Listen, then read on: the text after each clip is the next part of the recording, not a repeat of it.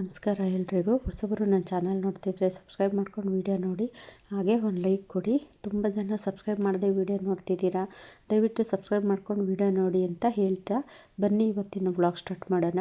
ತುಂಬ ಜನ ಹೇಳ್ತಿದ್ದೀರಾ ಅಂದರೆ ನೀವು ತರೋಂತಹ ದಾಸವಾಳ ಗಿಡದಲ್ಲಿ ಒಳ್ಳೊಳ್ಳೆ ಕಲರ್ಸ್ ಇದೆ, ನಮ್ಮ ಕಡೆ ಎಲ್ಲ ಈ ಥರ ಕಲರ್ಗಳೇ ಸಿಗೋದಿಲ್ಲ ಅಂತಲೂ ಹೇಳ್ತಿದ್ದೀರಾ.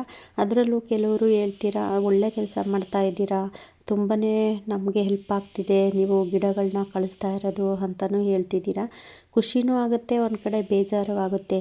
ಯಾಕೆ ಬೇಜಾರು ಅಂದರೆ ಇವತ್ತು ಬುಕ್ ಮಾಡ್ಕೊಂಡಿರ್ತಾರೆ, ನಾಳೆ ಕಾಲೇ ಕೊರಿಯರ್ ಹಾಕಿದ್ರಾ ನೀವೇನು ನಮಗೆ ಅದು ಸ್ಲಿಪ್ಪೇ ಕಳಿಸ್ಲಿಲ್ಲ, ಈ ಥರ ಎಲ್ಲ ಕೇಳ್ತಾರೆ. ತುಂಬಾ ಬೇಜಾರಾಯ್ತದೆ. ಅಟ್ಲೀಸ್ಟ್ ಒಂದು ದಿನನಾದರೂ ಕಾಯೋಷ್ಟು ಪೇಷನ್ಸು ಸಹ ಅವ್ರಿಗೆ ಇರೋದಿಲ್ಲ. ಗಿಡಗಳನ್ನ ಪ್ಯಾಕಿಂಗ್ ಮಾಡೋದನ್ನು ನಾನು ಸುಮಾರು ಸತಿ ವೀಡಿಯೋನೂ ಸಹ ಹಾಕಿದ್ದೀನಿ.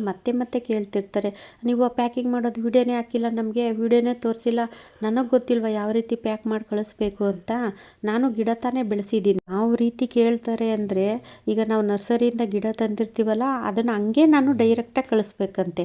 ನೀವು ರೀಪಾಟ್ ಮಾಡ್ಬೇಕಾದ್ರೆ ನೆಟ್ ಪ್ಯಾಕ್ ತೆಗೆದೇ ತಾನೇ ರೀಪಾಟ್ ಮಾಡ್ತೀರಾ, ಅದು ನೆಟ್ ಪ್ಯಾಕ್ ತೆಗೆದಲೇ ರೀಪಾಟ್ ಮಾಡ್ತೀರಾ? ಈಗಲೇ ಕೊರಿಯರ್ ಚಾರ್ಜ್ ಕೇಳಿದ್ರೆ ಅಷ್ಟ ಇಷ್ಟ ಅಂತೀರಾ.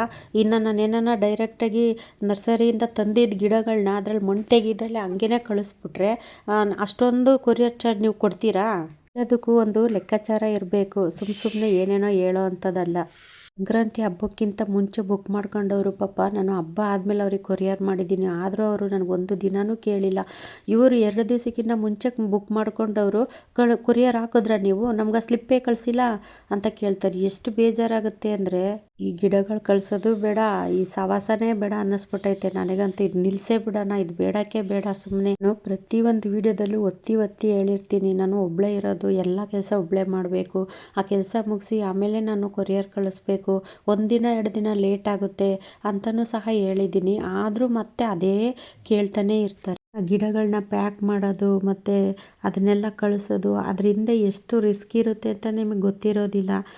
ನಾವು ಪ್ಯಾಕ್ ಮಾಡೋದು ಈ ರೀತಿ ಅಂದರೆ, ನಾನು ಫಸ್ಟು ಅಲ್ಲಿ ಗಾರ್ಡನಿಂದ ಗಿಡಗಳನ್ನೆಲ್ಲನೂ ಪ್ಯಾಕ್ ಮಾಡ್ಕೊಂಡು ತೊಗೊಬಂದಿರ್ತೀನಿ ಮನೆಗೆ. ಆಮೇಲೆ ನಾವು ಈ ಥರ ಪಾಟಲ್ಲಿ ಹಾಕ್ಬಿಟ್ಟು ಅದ್ರ ಮೇಲೆ ಈ ಥರ ನ್ಯೂಸ್ ಪೇಪರ್ ಹಾಕಿ ನಾವು ಗೊಮಟೆ ಹೊಡಿಯೋದು. ಈ ಥರ ಮೋಸ್ಟ್ಲಿ ನಿಮ್ಗೆ ಯಾರು ಪ್ಯಾಕ್ ಮಾಡಿ ಕಳಿಸಲ್ಲ ಅಂತ ಅನಿಸುತ್ತೆ. ನಾವು ಅಷ್ಟು ನೀಟಾಗಿ ಪ್ಯಾಕ್ ಮಾಡಿರ್ತೀವಿ. ಮತ್ತು ಅದು ಪಾಟಲ್ಲಿ ಹಾಕ್ಬಿಟ್ಟು ಗಿಡಗಳನ್ನ ನಾನೇ ಹೇಳಿರ್ತೀನಿ, ನಿಮಗೆ ಅದು ಸೇಫಾಗಿರಲಿ ಅಂತಲೇ ನಾನು ಪಾಟ್ ಬುಕ್ ಮಾಡ್ಕೊಳ್ಳಿ ಅಂತ ಹೇಳೋದು. ಸುಮ್ಮನೆ ನಾನು ಪಾಟ್ ತಗೊಳ್ಳಿ ಅಂತ ನಾನು ಹೇಳೋದಿಲ್ಲ. ಎಲ್ಲರೂ ಬುಕ್ ಮಾಡ್ಕೊಂಡಿರೋಂತಹ ಗಿಡದಲ್ಲಿ ಸ್ವಲ್ಪ ಹೂಗಳಿದೆ, ಗುಲಾಬಿ ಹೂವು ಎಲ್ಲ. ನಾನು ಅದು ಹೂವು ಹಂಗೆ ಇರಲಿ ಅಂದ್ಬಿಟ್ಟು ಅದಕ್ಕೆ ಸ್ವಲ್ಪ ಗಮ್ ಟೈಪೆಲ್ಲ ಹಾಕ್ಬಿಟ್ಟು ನಾವು ಹಂಗೆ ಪಾಟಲ್ಲಿ ಇಡ್ತಾಯಿದ್ದೀವಿ.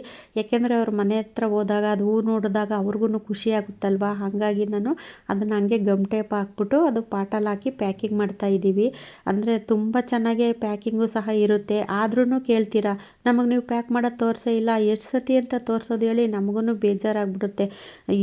ಊಟನೇ ಮಾಡಿರೋದಿಲ್ಲ, ಆ ಥರ ನಮಗೆ ಕೆಲಸ ಇರುತ್ತೆ. ನೋಡಿ, ಸಾಯಂಕಾಲ ಅಂದರೆ ಸೋಮವಾರ ಇವತ್ತು ಬೇಗ ಕೊರಿಯರ್ ಮಾಡಿಬಿಡೋಣ ಅಂದ್ಬಿಟ್ಟು ನಾವು 4 ಗಂಟೆಗೆ ಗಿಡಗಳೆಲ್ಲ ಪ್ಯಾಕ್ ಮಾಡಿ ಮನೆಗೆ ತಂದು, ಅದರಲ್ಲೂ 8:30ಗೆಲ್ಲ ಕೊರಿಯರು ಕ್ಲೋಸ್ ಆಗುತ್ತೆ.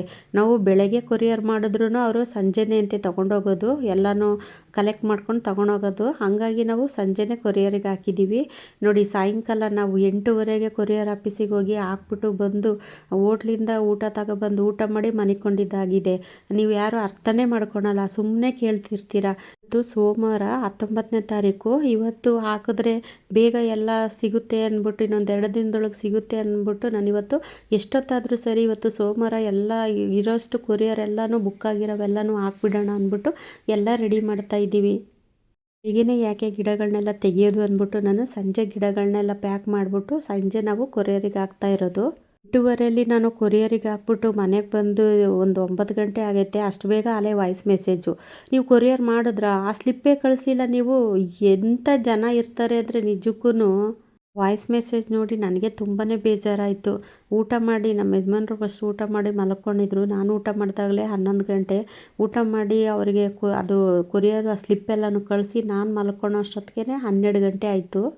ನೋಡಿ ಅದರಲ್ಲಿ ಗುಲಾಬಿ ಹೂ ಇತ್ತು, ಅದು ಮುರ್ಕೋಬಾರ್ದು ಅಂದ್ಬಿಟ್ಟು ನಾವು ಆ ಥರ ಗಮ್ ಟೇಪ್ ಹಾಕ್ಬಿಟ್ಟು ನೀಟಾಗಿ ಅದನ್ನು ಪ್ಯಾಕ್ ಮಾಡಿದ್ದೀವಿ. ನೋಡಿ ಸ್ವಲ್ಪ ಪಾತ್ರೆ ಎಲ್ಲ ಇತ್ತು ಬೆಳಗ್ಗೆಯಿಂದದು, ಪಾತ್ರೆ ಎಲ್ಲ ತೊಳೆದ್ಬಿಟ್ಟು ನೋಡಿ ಇವಾಗ ನಾನು ಊಟ ಮಾಡ್ತಾಯಿದ್ದೀನಿ. ನಮ್ಮ ಮನೆಯವ್ರು ನನಗೆ ಅಂತ ಮಸಾಲೆ ದೋಸೆ ತಂದರು, ಅವರೇನೋ ಎಗ್ ರೈಸ್ ಏನೋ ತಗೊಬಂದರು, ಅವರು ತಿಂದ್ಬಿಟ್ಟು ಮಲ್ಕೊಂಡಿದ್ದಾರೆ. ಇನ್ನು ನಾನು ನೋಡಿ 11 ಗಂಟೆ ಟೈಮು, ನೋಡಿ ಅಲ್ಲಿ ಎಷ್ಟೊತ್ತಾಗದೆ ಅಂತ.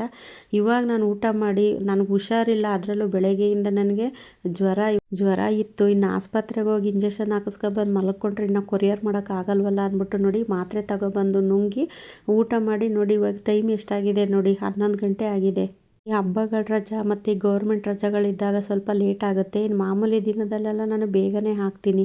ಇವತ್ತು ಸೋಮವಾರ ಆಗಿರೋದ್ರಿಂದ ಬೇಗ ಹೋಗಲಿ ಅಂದ್ಬಿಟ್ಟು ನಾನು ಇವತ್ತು ಎಷ್ಟೊತ್ತಾದರೂ ಪರವಾಗಿಲ್ಲ ಅಂದ್ಬಿಟ್ಟು ಇವತ್ತು ಹಾಕಿರೋದು. ನಾವು ಕೊರಿಯರ್ ಆಫೀಸಿಗೆ ತಗೊಂಡೋದಾಗ ಅವರೇ ಖುಷಿ ಪಟ್ಬಿಟ್ರು, ಎಷ್ಟು ನೀಟಾಗಿ ಪ್ಯಾಕ್ ಮಾಡಿದ್ದೀರಾ ಅಂತ. ನಮ್ಮ ಥರ ನಿಜಕ್ಕೂ ಹೇಳ್ಬೇಕಂದ್ರೆ ಯಾರೂ ಪ್ಯಾಕ್ ಮಾಡಿ ಕಳಿಸೋದಿಲ್ಲ. ನೀವು ತಿಳ್ಕೊಂಡಿರೋಂಗೆ ಇದರಲ್ಲಿ ನನಗೇನೂ ಸಿಗೋದಿಲ್ಲ, ಸಿಕ್ಕಿದ್ರೆ ₹1 ₹2 ಅಷ್ಟೇ ಸಿಗೋದು ನನಗೆ. ಇದು ನಾವು ನಿಮಗೆ ಅದು ಚೀಲದಲ್ಲಿ ಹಾಕಿ ಕಳಿಸ್ತೀವಲ್ಲ, ಆ ಚೀಲ ಒಂದು ಚೀಲನೇ ₹20 ಒಂದು ಚೀಲ. ಬೇಕಾದ್ರೆ ಎಲ್ಲನ ಕೇಳಿ ಹೊರಗಡೆ ಆ ಚೀಲಕ್ಕೆ ಎಷ್ಟು ರೇಟು ಅಂತ ಕೇಳಿ, ನಿಮಗೆ ಗೊತ್ತಾಗುತ್ತೆ.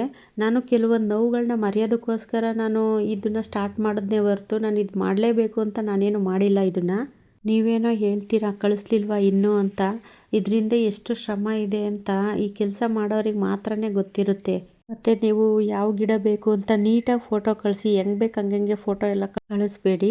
ಈ ವಿಡಿಯೋ ಇಷ್ಟ ಆದರೆ ಬೇರೆಯವ್ರಿಗೂ ಶೇರ್ ಮಾಡಿ, ಹಾಗೆ ಒಂದು ಲೈಕ್ ಮಾಡಿ. ಮುಂದಿನ ವಿಡಿಯೋದಲ್ಲಿ ಸಿಗ್ತೀನಿ. ಎಲ್ರಿಗೂ ಧನ್ಯವಾದಗಳು.